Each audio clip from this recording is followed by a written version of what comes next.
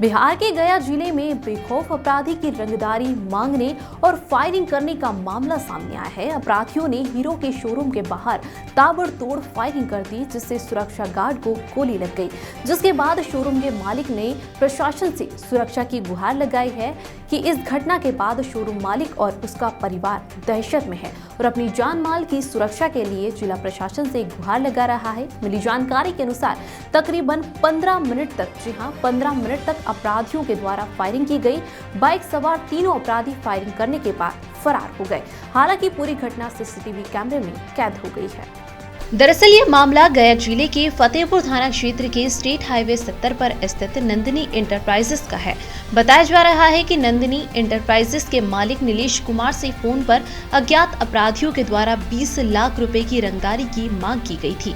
मांग पूरी नहीं होने पर भुगतान के लिए धमकी भी दी गई थी, लेकिन नीलेश कुमार ने अपराधियों की सारी बातों को नजरअंदाज किया। जिसके बाद बाइक पर सवार होकर 3 नकाबपोश अपराधी 23 जुलाई की शाम को पहुंचे शोरूम के बाहर और वहां पहुंचकर अपराधियों ने ताबड़तोड़ फायरिंग की और फायरिंग कर अपराधी वहां से फरार हो गए। इस गोलीबारी में शोरूम में मौजूद गार्ड घायल हो गया और उसे तुरंत इलाज के लिए सदर अस्पताल में भर्ती कराया गया। घटना की सूचना मिलते ही गया की एसएसपी हरदीप कौर तुरंत मौके पर पहुंची और साथ ही एडीआई एसपी मनीष कुमार के साथ फतेहपुर पहुंचकर हर उस जगह का मौका मुआयना किया जहां पर यह घटना घटी थी। घटना घटा कि 23 तारीख को शाम में 6:15 के लगभग फ़ोन आया मेरे मोबाइल पे कि आप नीलेश जी बोल रहे हैं। तो हम बोले हाँ भैया हम बोल रहे हैं। हम सोचे कोई कस्टमर फ़ोन कर रहा होगा, क्योंकि कस्टमर का फ़ोन बराबर आते रहता है और हम लोगों का यानी हमारा नंबर जो है रोड पे बोर्ड पे या फिर जितना भी गाड़ी हमारे के यहाँ से बिकती है या सर्विस होती है सबका बिल पे या इनवॉइस पे या चाबी रिंग में सब में दिया हुआ है। तो हम लोग सोचते हैं अच्छा हम लोग ज़्यादा से ज़्यादा कोशिश करते हैं कि हम लोग अपना नंबर को बांटें ताकि कस्टमर हमारे पास आ सके। तो फ़ोन आया तो हम सोचे भाई कि कोई कस्टमर होगा और कस्टमर फ़ोन किया तो हम बोले कि से हाँ भैया से हम हैं, तो हमको 20 लाख रुपए चाहिए आपसे। तो हम बोले 20 लाख किस चीज़ के बात हुई है?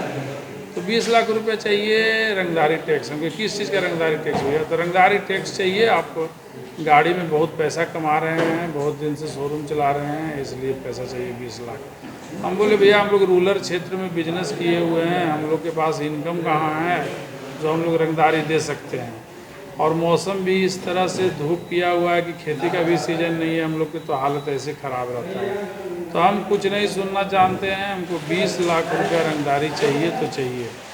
इतने कह के फ़ोन काटा। कटते के साथ मैं लेफ़्ट साइड मुड़कर जैसे ही देखा एक उजला रंग के अपाचे जिस पर लाल टी शर्ट पहने हुए लड़का हेलमेट लगाए हुए आगे अपाचे चला रहा था। पीछे जो लड़का बैठा हुआ था वो उजला गमछा से मुंह ढके हुए था और उजला गमछा नीचे तक डाले हुए था। वो गोली चलाने लगा। गोली चलाने का मामला हम समझ ही पाते तब तक मेरा कर्मचारी मेरे शोरूम के गेट पे कमलेश सिंह जो बैठे हुए थे उनके बाएं हाथ में गोली लग गई। गोली लग गई तो वो दौड़ के हमारे पास गए कि नीलेश बाबू हमको गोली लग गया। तब हम समझें कि अरे वो तो फ़ोन आया था अभी, इसका मतलब वो गोली चल दिया। वो तब हम सीरियस लिए। उसके बाद हम चिल्लाए, आवाज़ दिए कि गोली मार के भाग रहा है। तब तक अपराधी गोली मार के भाग गया। अपराधी पहले वो लगाया होगा किसी तरह के, क्या दिमाग क्या सोचा ये तो हमको पता नहीं है, लेकिन वो रंगदारी टैक्स वसूलने और जान मारने की नीयत से आया था। तभी हमारे कर्मचारी को गोली मारा। गोली तो भगवान का शुक्र है कि हाथ में लगा, अगर वही गोली पेट में या माथे में लग जाता। लगभग 6:30 बजे के लम्बा में शाम में फ़ोन आया कि 20 लाख रुपया दो, नहीं तो हम आपके और आपके पूरे परिवार को गोली मार देंगे। जैसे ही इनका फ़ोन कटा और उधर से एक अपाची मोटरसाइकिल पे 2 लड़का बाइक पे आके और सामने से गोली मारा कि यहाँ के एक स्टाफ था उसका एक गोली लगे, गंभीर रूप से घायल था। पीएम यहाँ मेडिकल कॉलेज में उसका इलाज चल रहा था।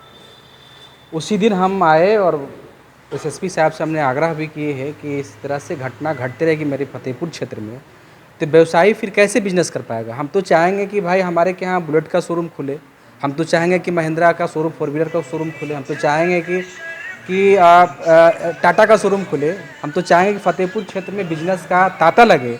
लेकिन इस तरह से अपराधी जब घटना घटाते रहेगी तो फिर कैसे घट पाएगा, संभव है।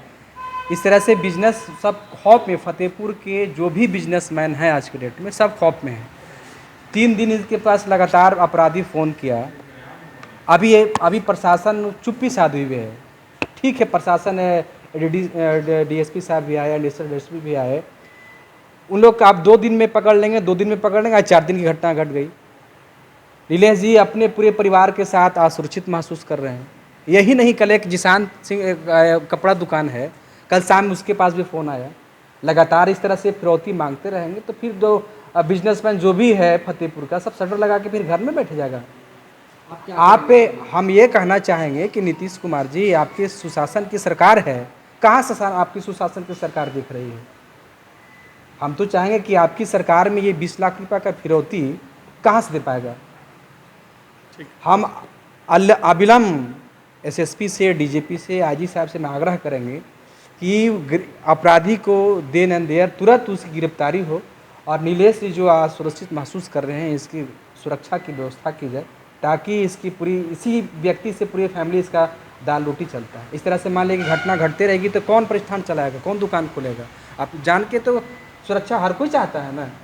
इसलिए डीजीपी साहब से, आईजी साहब से आग्रह करेंगे नीलेश जी की असुरक्षित महसूस करें, इनकी गार्ड की व्यवस्था या सुरक्षा की व्यवस्था की जाए, और देन एंड देयर जितना जल्दी हो सके अविलंब अपराधी को गिरफ्तारी किया जाए। तभी हम महसूस करेंगे या हम लोग समझेंगे कि पुलिस अपनी काम कर रही है। मेरा नाम प्रेम कुमार, क्षेत्र संख्या 42 के जिला परिषद सदस्य हूँ वर्तमान में, और इस घटना से हमारी जन अधिकार पार्टी के मैं जिला महासचिव हूँ। इसकी घटना जन अधिकार पार्टी के राष्ट्रीय अध्यक्ष श्री पप्पू यादव को दिए,